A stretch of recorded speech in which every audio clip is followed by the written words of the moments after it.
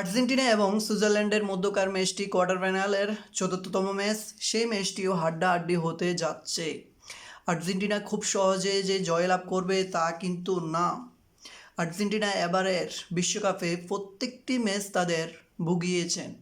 তারা যে ভালো পারফর্ম করেছেন, প্রতিপক্ষকে 4টি গোল, 5টি গোল অথবা 3টি গোল দিয়ে তারা রিল্যাক্সে শান্তিতে ঘুমিয়েছেন, সেই খেলাটা এখন পর্যন্ত টিম আর্জেন্টিনা খেলতে পারে নাই। তাদের যদি কোয়ার্টার ফাইনাল থেকে সেমিফাইনালে যেতে হয় তাদের সর্বোচ্চটা দিয়ে খেলতে হবে। আর্জেন্টিনার প্রত্যেকটি প্লেয়ারের সর্বোচ্চ চেষ্টা করতে হবে, তাদের বেস্ট যে পারফর্ম সেটা করতে হবে। আর্জেন্টিনা এখন পর্যন্ত তাদের বেস্ট পারফর্ম দিতে পারেন নাই একমাত্র লিও মেসি ছাড়া। লাউতারো, আলভারেজ, তারপরে হচ্ছে আপনার এনজো, ম্যাকালিস্টার, তাদের বেস্ট পারফর্ম এখন পর্যন্ত আর্জেন্টিনা পায় নাই।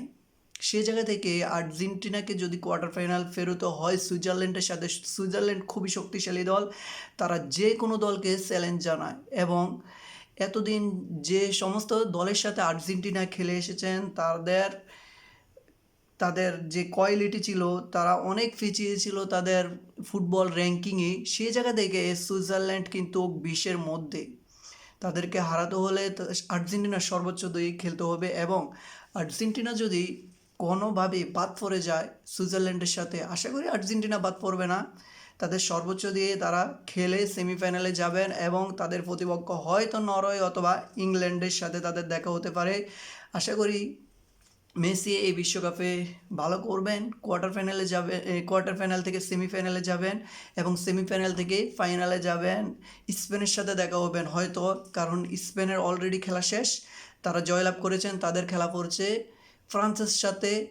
আশা করি স্পেন ফ্রান্সের সাথে জয়লাভ করবেন, আশা করি, দেখা যাক। কিন্তু ফ্রান্সের যে ধরনের পারফরমেন্স, স্পেনেরও সেই ধরনের পারফরমেন্স আছে, যেহেতু 2024 সালে স্পেন ফ্রান্সকে হারিয়ে ইউরোপের সেরা হয়েছেন। বলা যায় যে স্পেন এবং আর্জেন্টিনার ম্যাচটি দেখার জন্য মানুষ উন্মুক্ত থাকবে, কিন্তু বিশ্বকাপে যে কোনো কিছুই ঘটতে পারে। হয়তো আর্জেন্টিনা বিদায় হতে পারে কোয়ার্টার ফাইনাল থেকে।